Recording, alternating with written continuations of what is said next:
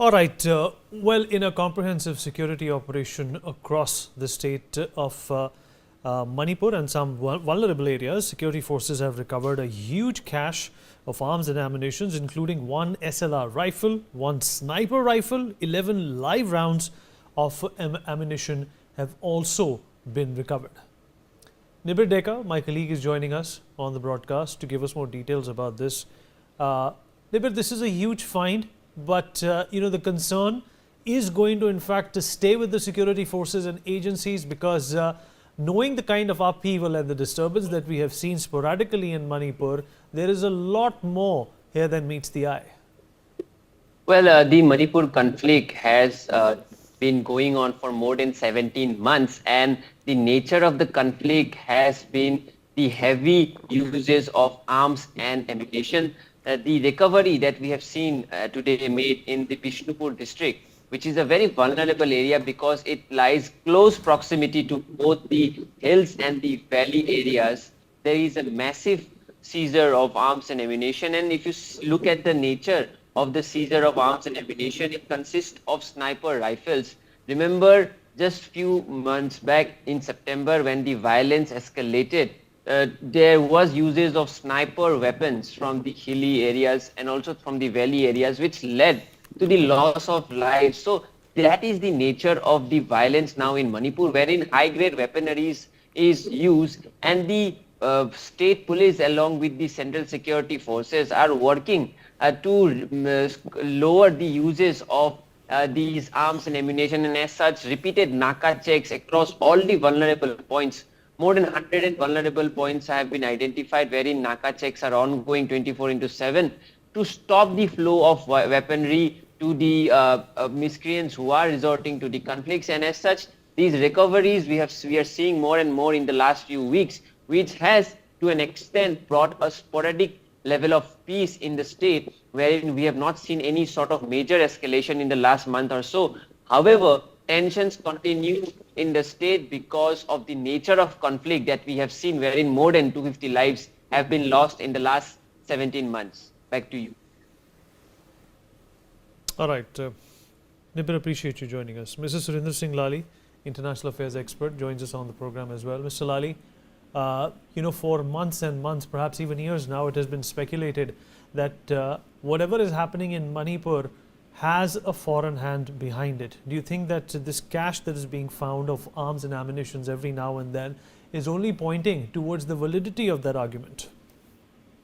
Yeah, Mr. Vineet, thank you for having me on the show. And all of this, be it BDK elements or the trade sanctions, it seems to be all part of a larger narrative of the deep states in the Western society where, they're wanting to control the growth of India, be it be meddling with our elections and foreign funding. So I see it as a larger narrative spun by, the developed economies because somewhere I think they're really miffed at India not towing their line and becoming an ally, and especially in the Indo-Pacific where they need India to counter the China global hegemony, which is actually up for revision.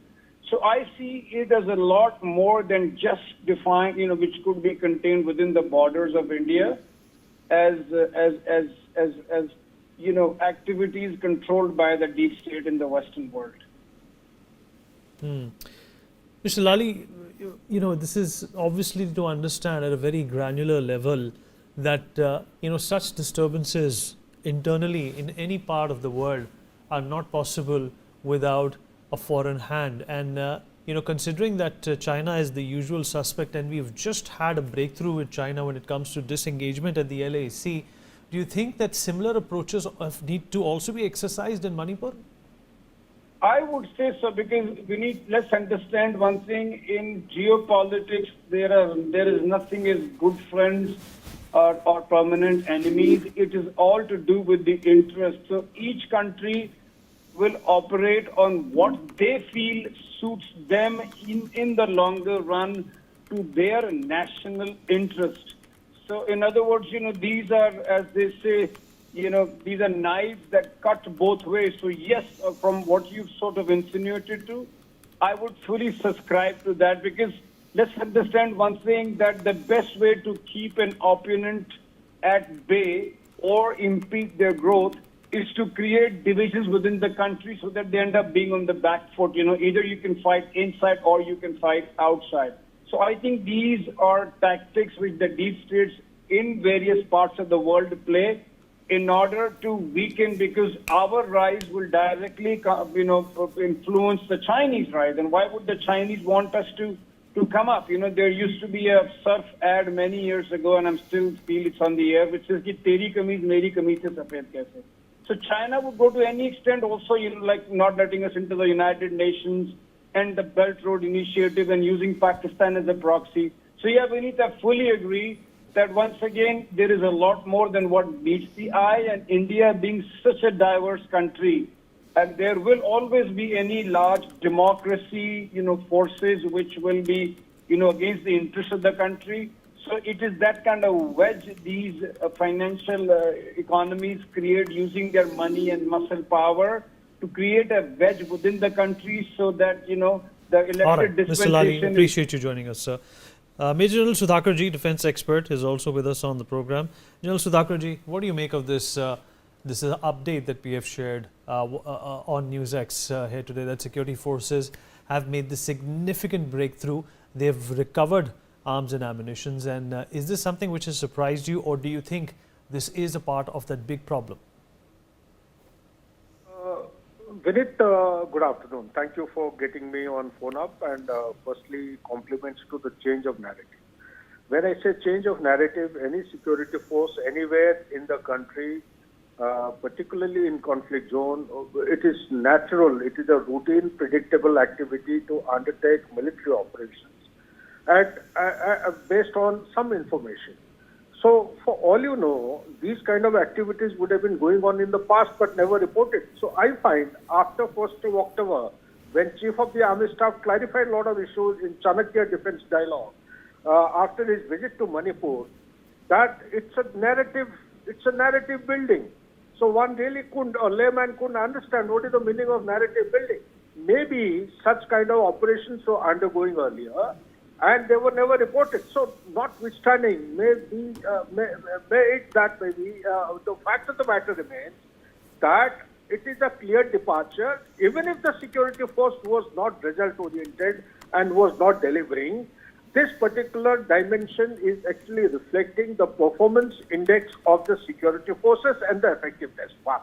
Second point you are trying to indicate is that does it actually point towards creating an alarm? No. The complete Manipur, Vinay, is actually infested and it is flooded with weapons.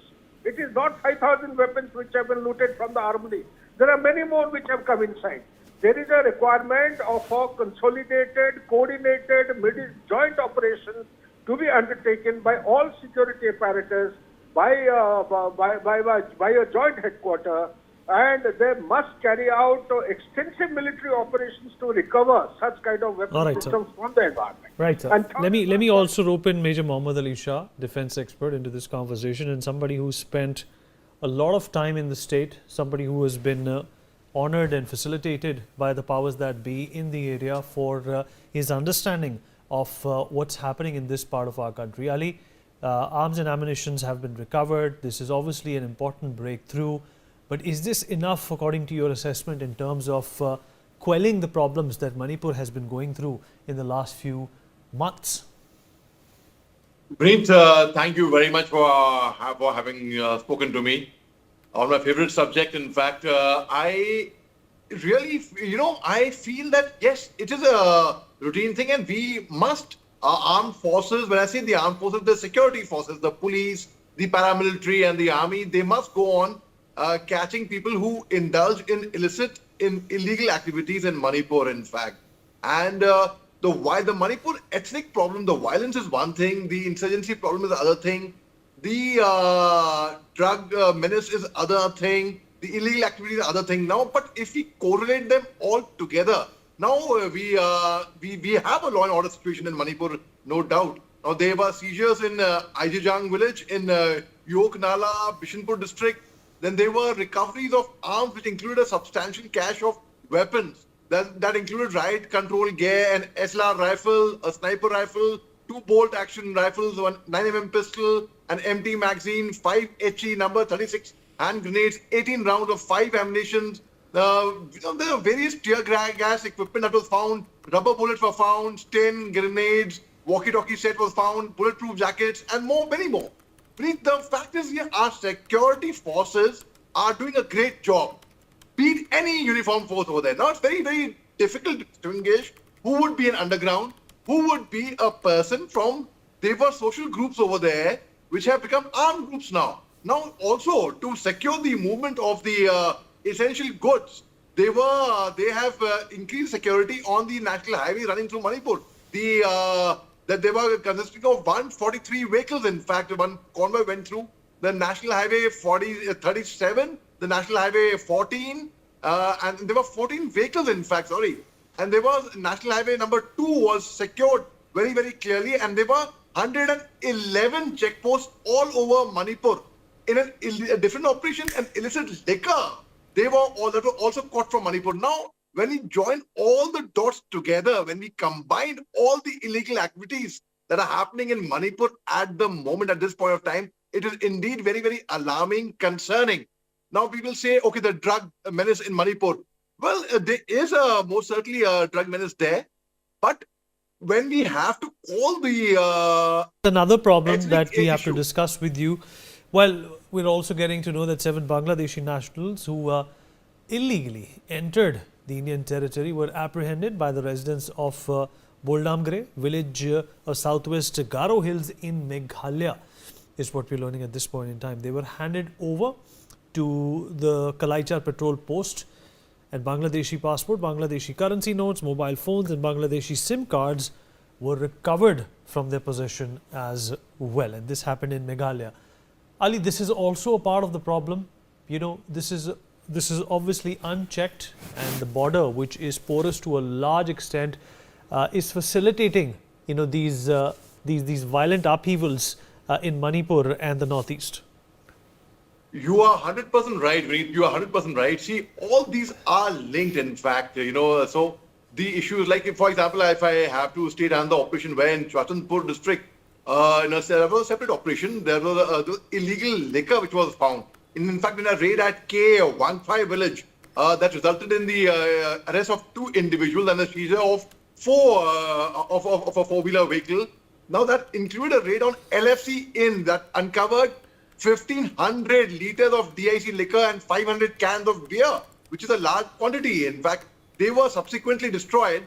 But, you know, when we say the Bangladesh problem, so they are external forces also who would take advantage about our weakness, about what's happening in our dear state. So when this violence has gone too long, beneath, and before the violence, there has been insurgency in Manipur. There have been underground groups who have been collecting taxes. That's extortion. So a common person over there, unfortunately, my heart goes out to him. He pays the income tax to the Indian government, yes. He also has to forcefully give tax to the underground. So when it can be in cash, it can be in kind, and there are different groups operating in Manipur. Some of them are in conjunction with each other. Some of them are independent groups. So the very fact, how do we actually curb this issue? They say a nick in time says 9. Nip in the bud, right? So Manipur actually, they had a very severe underground problem even the time 20 years back, Vineet. But it was neglected slowly and gradually. And today has come a time when we see a person with a weapon. We don't know whether he's an underground or he belongs to the village volunteering committee or he's from a social group who has picked up arms. They have been social groups who have picked up arms over there in Manipur. So this issue most certainly has to be tackled very, very tactfully, urgently, without wasting any time. If not in Manipur, in Delhi. If not in Delhi, the Home Ministry took a very, very good initiative sometime back, few days back. They called the Maite and the Kuki leaders together and they fought talks.